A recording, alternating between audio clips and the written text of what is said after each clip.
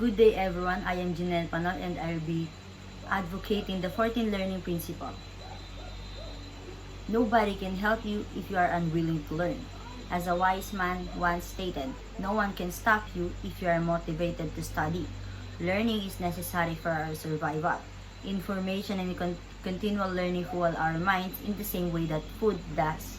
It's impossible to imagine a life without constant learning.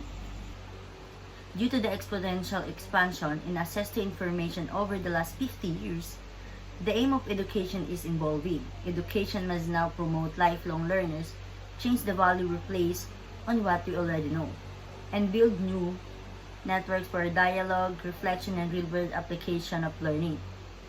In this setting, we require educational models that link learners with others as well as person-centered learning models that satisfy the demand for difficult learning experiences. In an increasingly complicated and fast-changing environment, the current concentration on material must be balanced, with a focus on individual learners. If we are to effectively educate children for prosperous and healthy futures, we must strike this balance. This knowledge foundation should be based on research-backed learning and transformation principles in complex human systems like schooling. Education is one of many intricate living systems that fulfill specific human needs. This may be understood in terms of human needs, cognitive and motivational processes in development, and individual differences. As a result, I fully support the application of the 14 psychological concepts to the learning process. These rules apply to the learners as well as the educational system as a whole. The first is the nature of the learning process. Learners should learn to find ideas, concepts, and facts for themselves. According to social constructivist scholars, learning complicated subject matter is most effective when it is a deliberate process of creating meaning from data and experience. Successful students are engaged, goal-oriented, self-regulatory, and take personal responsibility for their own learning. The goals of the learning process are the second principle on the list. Studying objectives are the intended aims and effective outcomes of the course.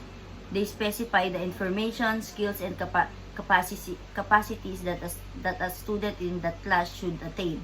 When learning goals are made explicit, they can help students decide where to focus their efforts to develop the critical thinking and learning techniques required for lifelong success.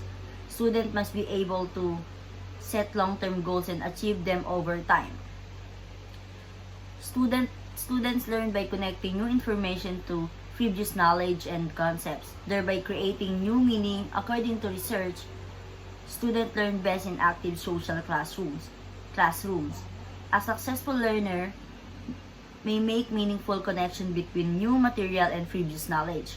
Student in a PC class might learn about heat concept from a study of the Earth's inner core and then use what they learned to research Jupiter environment. This is construction of knowledge. Strategic thinking is a mental or cognitive process used by individual to achieve a goal or a set of goals. It generates thought as a cognitive activity. Strategic thinking focus on identifying and developing unique opportunities to create value. Skills demonstrate to your superiors that you can think for yourself and make judgment that will help the company succeed. Learning, reasoning, problem solving, idea learning, all benefits for strategic thinking. Educator aid in developing and utilizing strategic learning skills might be beneficial. The practice of thinking about one's own thinking and learning is known as thinking about thinking. Refers to the procedures for planning, monitoring, and evaluating one's comprehension and performance. Our thinking can become unhelpful for a variety of reasons, which can have a bad impact on our health. Creative and analytical thinking are aided by higher order strategies for selecting and mental operations. Successful learners can examine how they think and learn, set reasonable learning or performance goals, and choose potentially effective learning tactics. Context or learning is defined as the situation in which something is learned or understood, and it is a situation that can influence how something is learned or what is taught. Contextual teaching and learning is integrating learning to the actual world to make it more meaningful for pupils. It incorporates students' different abilities, interests, experiences, and cultures into what and how they learn. Environmental elements such as culture, technology, and instructional approaches all influence learning. Teaching methods must be appropriate for the amount of prior knowledge, cognitive ability, and learning strategies of the students. The motivational and emotional influences of learning.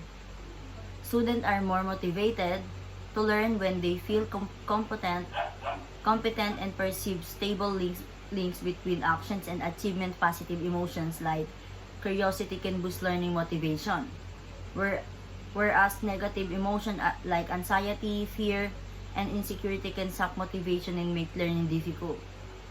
Students have more cognitive resources and available when they can effectively manage their resources and deal with hardness. The way students see themselves that has an impact on their drive to learn.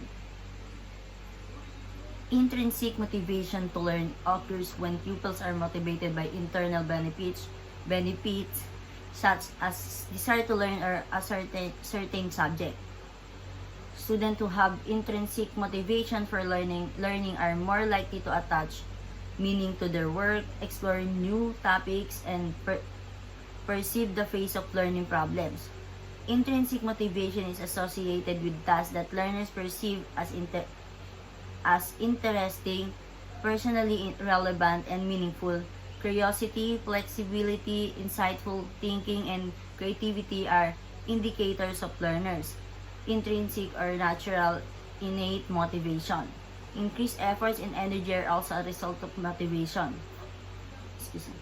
Effects of motivation or effort influences whether a student will approach a task, even one that is difficult, with zeal or apathy. And motivation has a wide range of effects since it raises an individual's energy level and determines persistence in achieving a goal. Educator must work on supporting motivation by increasing student effort and commitment to a high level of knowledge. The more pupils are motivated to succeed academically, the more they will appreciate an A and feel dissatisfied by the lower grade. Developmental influences on learning. Developmental influences are events that have an impact on an individual's dynamic engagement with their environment. Normative age-graded influences are events that are usual and based on chronological age are among them. Genetics, environmental influences, parenting methods, friends, instructors, schools, and the larger culture are just a few of the primary elements that mix in unique ways to define how a child develops.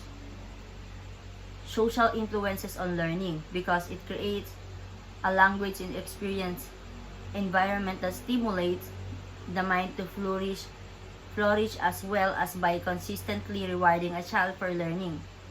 Interaction with other people has been shown to help learners organize their thoughts, reflect on their learning, and identify holes in their thinking. By perpetuating inequities in the classroom, such differences can have an impact on a child's education. Academically connected service is an excellent teaching strategy that encourages student sociality and social connection. Quality personal relationship create a sense of belonging, self-respect, and self-acceptance, all of which contribute to a positive learning environment.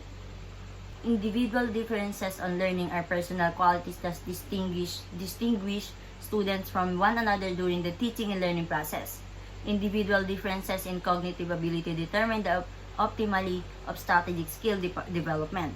Yet, the impact of training intensity of transfer performance differs depending on cognitive capacity.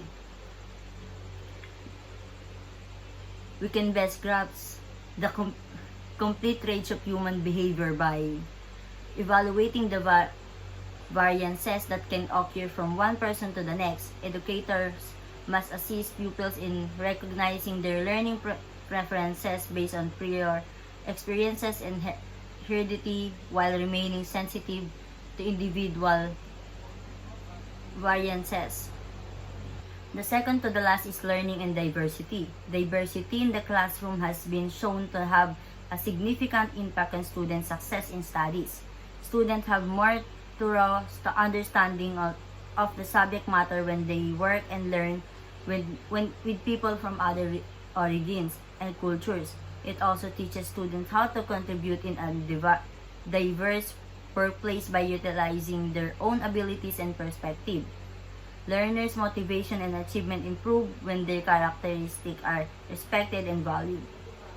Lastly, standards and assessment. Strikingly high and rigorous standards are required for students to succeed in school. Standards-based education is centered on students exhibiting mastery of the knowledge and skill they're expected to learn. When students are challenged to meet adequate standards, they learn more effectively. Assessment is an important element of learning since it evaluates whether or not the educational objectives are being reached. We've finished talking about the 14 learning principles. I'll end with a simple quote: always walk through life as if you have something new to learn, and you will.